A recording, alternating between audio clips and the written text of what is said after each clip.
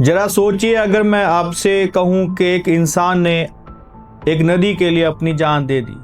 जी हाँ, आज की कहानी उस इंसान की है जिसने गंगा को सिर्फ पूजा नहीं बल्कि विज्ञान की नज़र से देखा। एक ऐसे वैज्ञानिक, एक ऐसे शिक्षक, एक ऐसे पर्यावरण योद्धा जिसने 86 साल की उम्र में अपनी जान दांव पर लगा दी। नाम था प्रोफेसर GD अग्रवाल, जिन्हें बाद में लोग स्वामी ज्ञान स्वरूप सानंद के नाम से जानते थे। दोस्तों, भारत में नदियां सिर्फ पानी की धाराएं नहीं हैं, यह हमारी सभ्यता, हमारी संस्कृति, हमारी पहचान है। और जब बात गंगा की आती है तो यह सिर्फ एक नदी नहीं रह जाती, यह करोड़ों भारतीयों की आस्था, करोड़ों लोगों की रोजी रोटी और भारत की हजारों साल पुरानी विरासत बन जाती है। अब सवाल है कि आखिर कौन थे GD अग्रवाल? वो कोई सामान्य आंदोलनकारी नहीं थे, वे एक प्रसिद्ध पर्यावरण इंजीनियर थे। उन्होंने पर्यावरण इंजीनियरिंग में उच्च शिक्षा ली और Indian institute of technology Kanpur में प्रोफेसर रहे। इतना ही नहीं, वे भारत में पर्यावरण नियामक संस्थान सेंट्रल पॉल्यूशन कंट्रोल बोर्ड के मेंबर सेक्रेटरी भी रहे। यानी जिस व्यक्ति ने गंगा को बचाने की लड़ाई लड़ी, वो सिर्फ भावनाओं से नहीं बल्कि विज्ञान और डेटा के आधार पर बात कर रहे थे। गंगा की समस्या क्या थी? देखिए, गंगा लगभग 2500 किलोमीटर से ज़्यादा लंबी नदी है। यह हिमालय से निकलकर भारत के कई राज्यों से गुजरती हुई बंगाल की खाड़ी तक जाती है। लेकिन समय के साथ गंगा पर कई खतरे बढ़े। शहरों का सीवरेज, औद्योगिक कचरा, अवैध खनन, बांध और जल विद्युत परियोजनाएं, नदी के प्राकृतिक बहाव में कमी। GD अग्रवाल का मानना था कि सिर्फ गंगा का पानी साफ करना काफी नहीं होगा। उनकी सोच थी गंगा निर्मल भी होनी चाहिए और अविरल भी। मतलब नदी में प्रदूषण कम और उसका प्राकृतिक प्रभाव भी बना रहे। यह पहली बार नहीं था कि जब GD अग्रवाल ने गंगा के लिए आवाज उठाई। साल 2009 में उन्होंने भागीरथी नदी पर बनने वाली जल विद्युत परियोजनाओं के विरोध में अनशन भी किया था।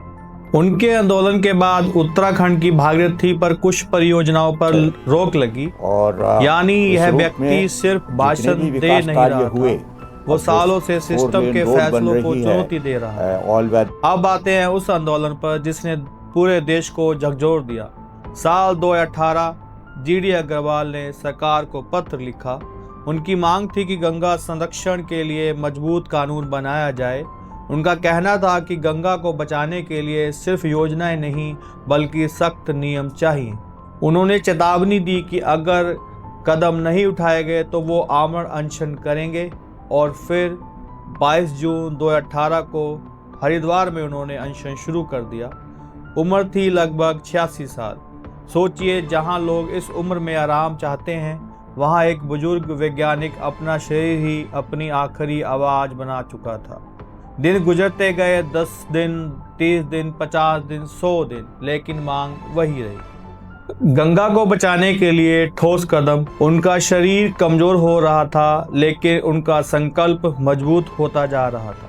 उनका कहना था कि सरकार का ध्यान सिर्फ सफाई नहीं बल्कि नदी के अस्तित्व पर होना चाहिए। और फिर आया 109वां दिन। उन्होंने पानी लेना भी बंद कर दिया। यानी जिस शरीर को सिर्फ पानी सहारे चलाया जा रहा था, वह सहारा भी खत्म कर दिया। उन्हें अस्पताल ले जाया गया और 11 अक्टूबर 2018 111 दिन के उपवास के बाद ऋषिकेश में उनका निधन हो गया। एक वैज्ञानिक, एक शिक्षक, एक संत, एक नदी के लिए अपनी जान दे चुका था। दोस्तों, आज सवाल सिर्फ GD अग्रवाल की मौत का नहीं, सवाल है किसी लोकतंत्र में एक 86 साल के वैज्ञानिक को अपनी बात सुनाने के लिए अपनी जान दांव पर लगानी चाहिए। क्या पर्यावरण जैसे मुद्दे तभी गंभीर होते हैं जब कोई इंसान मरने की कगार पर पहुंच जाए? क्या विकास का मतलब सिर्फ सड़क, बिजली और उद्योग है, या फिर नदियों, जंगलों को, प्रकृति की सुरक्षा भी विकास का हिस्सा बना दिया गया? सरकार की तरफ से उस समय कहा गया था कि GD अग्रवाल की कई मांगों पर काम किया गया है और गंगा के पर्यावरणीय प्रभाव को लेकर कदम उठाए गए। लेकिन पर्यावरण कार्यकर्ताओं का कहना था कि अभी भी बहुत कुछ बाकी है। यही लोकतंत्र की खूबसूरती है यहाँ सवाल भी होते हैं और जवाब भी मांगे जाते हैं। जीडी अग्रवाल आज हमारे बीच नहीं है, लेकिन उनकी लड़ाई आज भी जिंदा है, क्योंकि गंगा सिर्फ एक नदी नहीं, यह हमारी आने वाली पीढ़ियों की जिम्मेदारी है।